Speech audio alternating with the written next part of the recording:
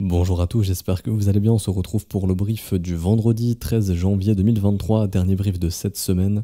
Aujourd'hui, on fera une update Bitcoin, Ether et Nasdaq Dollar Index, parce qu'il y a beaucoup de choses à dire sur le Nasdaq qui semble assez intéressant. Et Bitcoin, Ether, bien évidemment, assez rapide, puisque tout ce qui avait été expliqué hier est d'actualité et ça a été atteint. Et mise à jour Dollar Index très rapide aussi.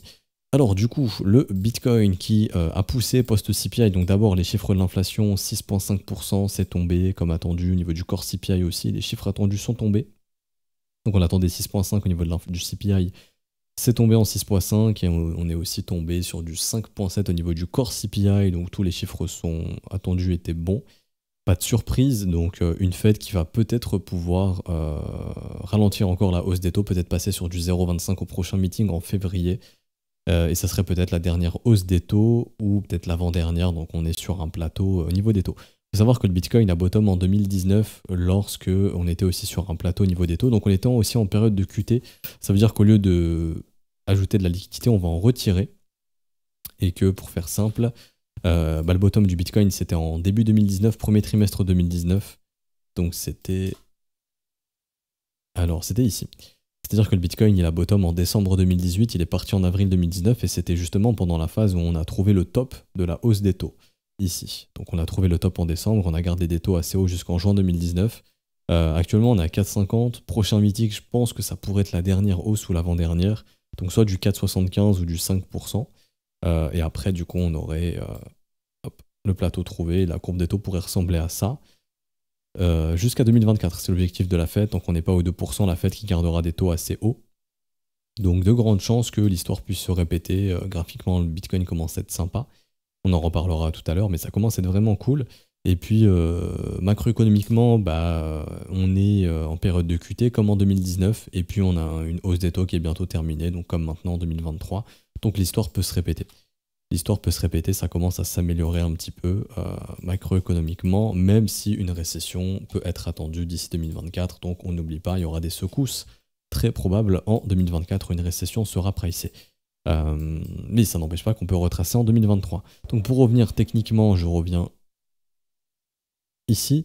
Bitcoin qui est en train de confirmer son W weekly. Encore une fois, on n'oublie pas, si jamais on a des signes de rejet, ici, ça peut très bien aller chercher un nouveau plus bas. Ça, j'en ai déjà parlé hier et mercredi, je pense. J'ai vraiment insisté là-dessus. Au niveau des momentum, ça commence vraiment à devenir sympa. Là, pour l'instant, si on clôture comme ça, la divergence sera confirmée. Très bien. Et c'est vraiment une bonne chose au niveau du momentum, ce qui indique que les bulls reprennent le contrôle du momentum. Idéalement, le mieux, ce serait de casser les 21 400 qui augmenteraient les probabilités de passer dans un retracement cette année. Ça, j'en avais déjà parlé. Maintenant, pour revenir court terme, donc hier, pendant les chiffres de l'inflation, une heure ou deux après, on vient chercher la zone qu'on avait identifiée ensemble, là où justement, il y a la zone d'imbalance ici, il y avait encore quelques petits stops à venir chasser, donc les stops du sommet qui n'avaient pas été pris, on en avait parlé, mais pour moi, c'était impensable qu'on puisse laisser cette zone de stop tranquille, j'y croyais vraiment zéro. Donc ça a été atteint, on est dans la zone justement ici, où le prix peut potentiellement se reverse. C'est-à-dire que là je repasse en candle, mais il faut faire attention, c'est-à-dire que si par exemple le prix commence à nous faire des trucs comme ça, là il faut commencer à se poser des questions et à se dire qu'on est en train de reverse le marché ici et qu'on aura du retracement. Le marché option, lui, est favorable à avoir un Bitcoin qui pourrait se maintenir au-dessus des 23 000 $ pour l'expiration du 27 janvier. J'arrive plus à retrouver le site, il est où? Il est là. Donc je vous montre ça rapidement, là c'est Ether, non pas sur Bitcoin. Au niveau de l'expiration du 27 janvier, les acheteurs de calls, en tout cas les traders de calls, ont tout intérêt à défendre les 18 000. C'est l'open interest avec la plus grosse valeur intrinsèque au niveau de ce strike, au niveau des 18 000. Ça veut dire quoi? C'est-à-dire qu'au niveau de cette expiration, il y a beaucoup de gens qui ont misé sur le fait que Bitcoin serait au-dessus de 18 000, donc ils vont tout faire pour maintenir Bitcoin au-dessus de 18 000 $, en tout cas ici au niveau des valeurs intrinsèques. Et les acheteurs de puts, eux, vont tout faire pour que Bitcoin soit sous 20 000. Donc s'il y a un dip, en tout cas, il y a des probabilités assez élevées pour que Bitcoin reste au-dessus de 18 000 au moins jusqu'à la fin du mois. Ensuite, on verra. Deuxième possibilité, si les 18 000 $ sont cassés, prochain niveau intéressant, ce serait les 17 000 à maintenir. Mais en tout cas, si on repasse sous les 18 000, là, je passe du coup plus sur la valeur intrinsèque, mais sur la valeur des puts et calls directement, au niveau des open interest purs. Et on voit que la zone à rect, ça serait entre 16 et 17. Donc pour moi, c'est très simple. Si les 18 000 ne tiennent pas, il y aura de grandes chances qu'on clôture la fin du mois entre 16 et 17. Ce qui voudrait dire que Si ici il y a des signaux de rejet comme ça et que derrière 18 ça ne tient pas, on peut totalement retracer ce mouvement et recter tous les gens qui sont rentrés à l'achat sur ce move. En revanche, si 18 ça tient, qu'il n'y a pas de signaux de retournement, prochain objectif, pour moi il est clair et net et précis, entre 20 300 et 20 800. Lui, le marché option est plutôt favorable à clôturer sous les 20 000 pour le vendredi 27 janvier 2023. Mais entre-temps, ça ne veut pas dire que le marché ne peut pas pousser dans cette zone et puis venir clôturer sous 20 000 $. Ce n'est pas impossible. Okay, en termes de probabilité, clôturer entre 18 et 20 000 est très probable d'après le marché option. Encore une fois, c'est d'après le marché option. Court terme maintenant. Court terme, un dip peut arriver, bien évidemment. Parce que bon, on commence à accumuler beaucoup d'acheteurs qui sont quand même dans le train. Il y a ce creux ici pour moi auquel il ne faut pas toucher. Donc c'est le creux à ne pas toucher pour maintenir justement cette dynamique de marché. Le creux des 17 900. Donc ça veut dire qu'on peut retracer sans problème ce move. Donc par exemple, je prends mon petit fib ici, je regarde où est mon premier arrêt, il est là. Ça c'est le retracement vraiment minimal. C'est-à-dire en gros, je viens ici, je consolide, bam, je pousse encore. Par contre, si on perd ici, là il y a des chances de venir dans cette zone de prix. Hop, ici tout simplement, et de tout naturellement essayer de maintenir le prix dans cette zone pour poursuivre la dynamique. C'est-à-dire creux et sommet ascendant et continuer d'aller plus haut. En revanche, si ici on pousse et puis derrière on voit que ça faiblit comme ceci, là c'est que ça redevient bearish et que on est parti pour le test des 18, voire même peut-être plus bas. Si on casse les 18, rappelez-vous, peut-être terminer l'année entre 16 et 17 000 $. Enfin terminer, je crois que je dis l'année, mais terminer janvier, pardon, le premier mois de l'année, entre 16 et 17 000. Mais à l'instant T, la dynamique reste haussière, le marché option a un gros intérêt à maintenir les 18 000. Le momentum est dans l'autre sens, donc il y a tout pour penser que ce petit Bitcoin peut continuer de pousser un petit peu et peut-être aller chercher plus loin, zone de rechargement ici, où il y avait eu des petites zones de rejet dans les 19 700, mais surtout la grosse zone de rejet, la prochaine zone de rejet, c'est entre les 20 400 et les 20 800 tout simplement. Donc pour moi, si on commence à accepter dans cette zone, on peut aller chercher celle-ci, par exemple. Ok.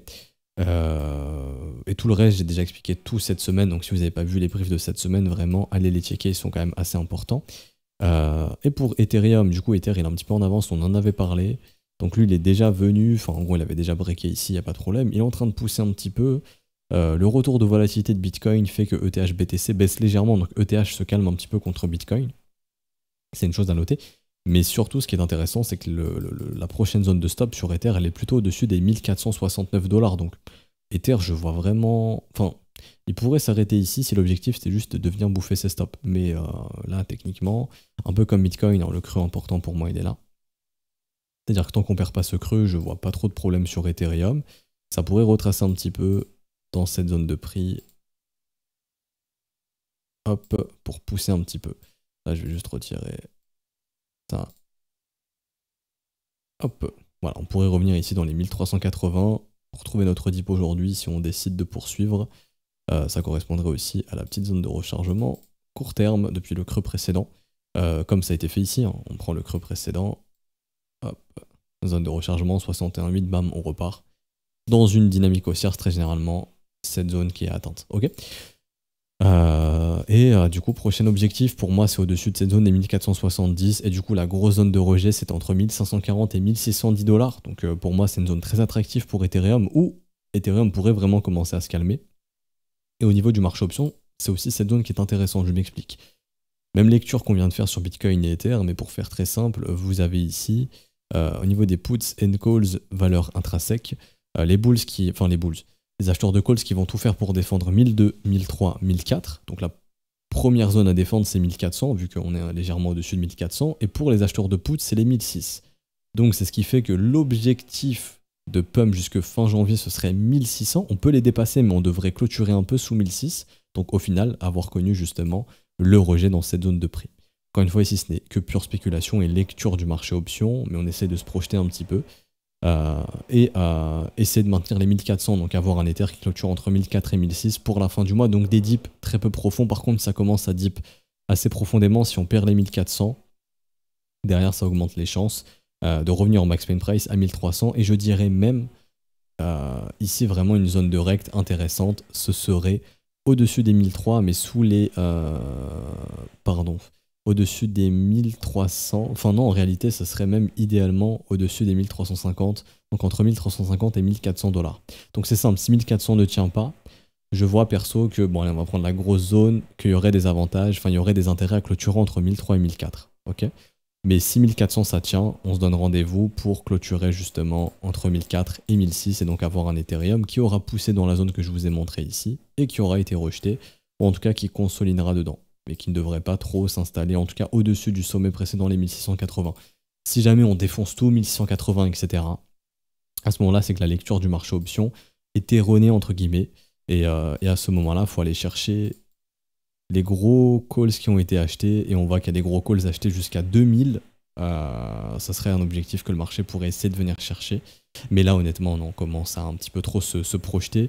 Le marché option, lui, nous dit dernière jambe, et puis on a une fin de mois de janvier assez calme, avec un rejet dans la zone identifiée. Ça, c'est ce que nous dit le marché option, mais en tout cas, on verra au jour le jour. C'est pour ça qu'il y a des briefs tous les jours pour voir, enfin, quasiment tous les jours, en tout cas sur YouTube, pour essayer justement de déceler un maximum de précision et de voir vraiment là où le prix peut aller. Mais en tout cas, à l'instant T, c'est haussier, hein. C'est-à-dire que là, court terme, c'est haussier. Ce qui s'est formé ici en daily, c'est haussier. La réintégration du range précédent, ça peut être considéré comme quelque chose d'haussier. Pour l'instant, maintenant, c'est dans les prochains jours, comme on a déjà dit précédemment. Si le marché nous fait vraiment des structures dégueulasses, ça serait assez bearish et ça peut vite nettoyer le mouvement précédent. Donc ça, faudra vraiment s'en méfier. Le marché altcoin qui commence à dessiner de belles charts. Donc la semaine prochaine, je vais reprendre les analyses d'altcoin. J'en choisirai une intéressante, je pense, par brief, ou dès que j'en trouve une intéressante, j'en parlerai avec les raisons de pourquoi je trouve que c'est intéressant techniquement. Donc comme avant, vu que le marché était vraiment, enfin, ça fait peut-être 6 mois qu'on fait plus d'analyse d'alt, même plus, parce que graphiquement c'était pas ça. Là, ça commence à redevenir intéressant, donc autant commencer à en reparler. Et du coup, dans la newsletter, on mettra à jour un petit peu les analyses qui ont été faites, puisque ça commence à se concrétiser, donc ça commence à être vraiment intéressant graphiquement. Mais ça, j'en parlerai dans les newsletters et dans les prochains briefs de la semaine prochaine. Également, ici, on parle du marché et on finit avec le marché américain, que je vais venir chercher juste ici. On est bon. Donc le S&P 500 rapidement qui est revenu sur la trendline, au bout d'un moment ça va casser, on peut pas laisser les traders de trendline ici indéfiniment tranquilles avec leur stop, etc. Donc ça finira par casser ici. Très probablement, pour moi les stops ils se trouvent clairement au-dessus de la zone des 1400, enfin des 4180, enfin dans cette zone en fait, pour faire simple. J'estime la zone 4220, 4250 sur le S&P 500 très pertinent, donc je pense que si la trendline elle casse, c'est la zone dans laquelle on se dirigera tout simplement. Et ensuite on verra si on casse ce level qui est extrêmement important, les 4325.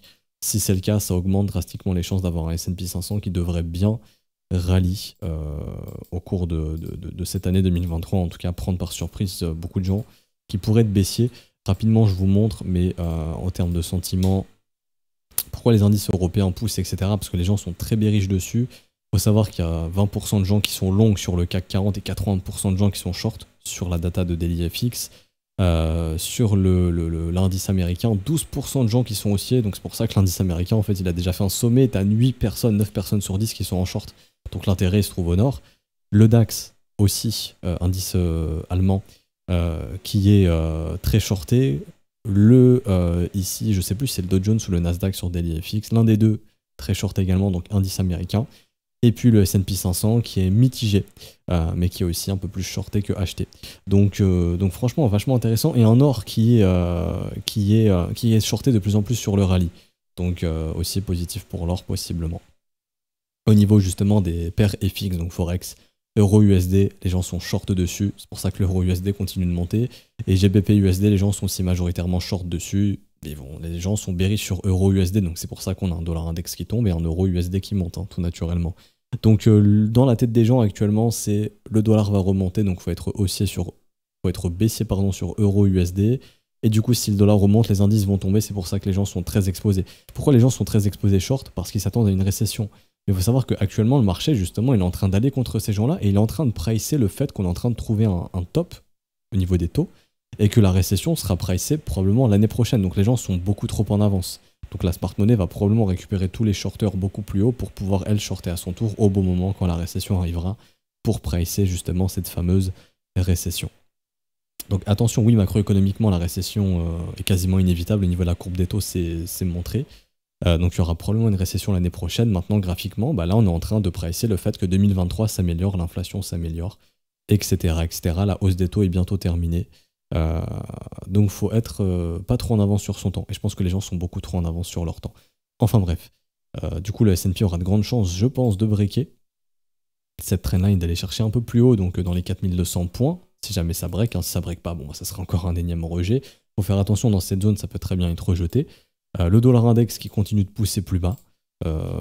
Pour moi, il n'y a toujours aucun signe de retournement. On arrive sur des targets de continuation, donc c'est des zones d'éventuels rebonds ou retournements, mais pour l'instant, graphiquement, il n'y a rien.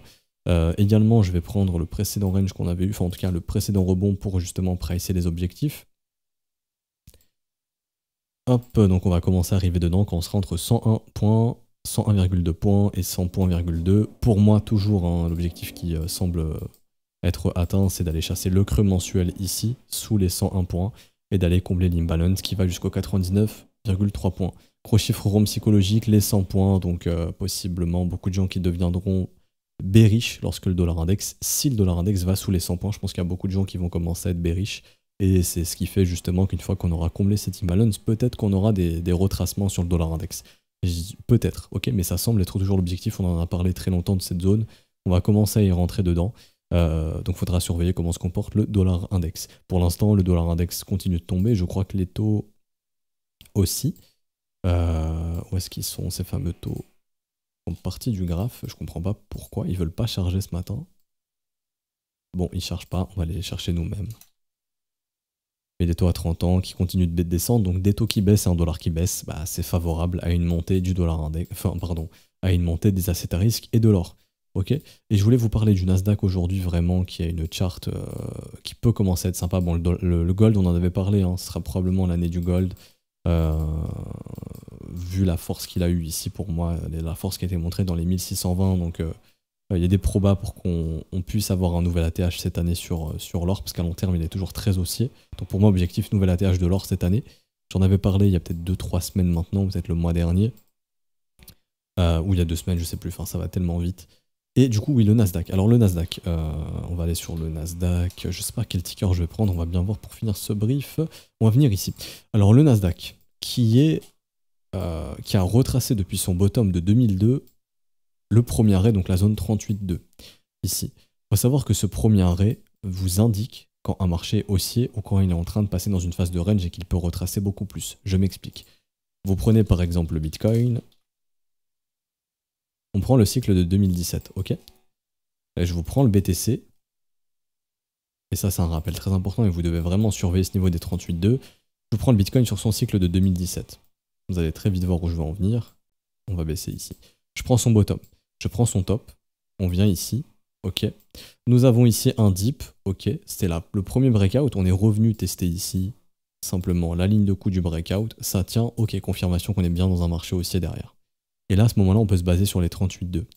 C'est-à-dire que je prends toujours mon bottom ultime, donc le point le plus bas qu'on a eu sur le cycle baissier, donc c'est là, et je prends du coup tous mes sommets. Je prends mon sommet ici, donc je mets l'aimant, tac, on s'est arrêté où? 38,2. Est-ce que le marché a cassé 38,2? Non. Tant qu'on ne casse pas 38,2, notre marché est techniquement toujours dans un mouvement tendanciel haussier. Son objectif, ce sera de faire de nouveaux sommets.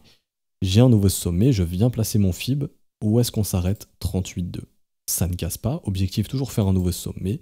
Je viens chercher mon FIB. On s'arrête où? 38,2. Objectif, toujours faire un nouveau sommet. C'est vraiment flippant. Je continue. On a un nouveau dip. Ici, c'était le FUD, Hardfork, BCH, machin, pendant l'été 2017. Encore une fois, ici, 38,2, c'est maintenu. Je vais chercher mon nouveau sommet. Ici, c'était le FUD Ban China, quand la Chine a banni le mining de Bitcoin encore et encore. 38,2, ça a été maintenu. Objectif nouveau sommet. J'ai un nouveau sommet, 38,2, est-ce qu'on le casse? Non, il est maintenu. Objectif nouveau sommet. On continue, on continue, on continue. Tous les dips qui sont au-dessus de 38,2 sont maintenus, on continue. Je prends mon ATH, 38,2, c'est maintenu. Rebond, je reteste, ça casse, bear market. Tout simplement. Vous prenez ce cycle aussi, hein, quasiment, c'est exactement la même chose. Hop. On prend là. Je maintiens. Je prends ici depuis le début du nouveau marché haussier, ça a commencé après le Covid. 38,2 maintenu, nouveau sommet. 38,2 maintenu, nouveau sommet. 38,2 maintenu, nouveau sommet. Ici, nous avons un dip. 38,2 maintenu, nouveau sommet. Nous avons un dip 38.2 maintenu, nouveau sommet. Nous avons un dip 38.2 maintenu, nouveau sommet. Nous avons un dip 38.2 maintenu, rebond, comme ici, M qui se forme, cassure. Et là, cassure de 38.2. Donc là, à ce moment-là, on sait qu'il se passe quelque chose, que ce marché n'est plus haussier qu'il ne l'était avant. Et du coup, après, bon, on a vu, mission aller chasser les stops. Et puis, derrière, 38.2, ça casse. Welcome to the bear market. Ok. Donc, le Nasdaq, il est haut. Pour revenir là-dessus, bah, il est parfaitement sur les 38.2.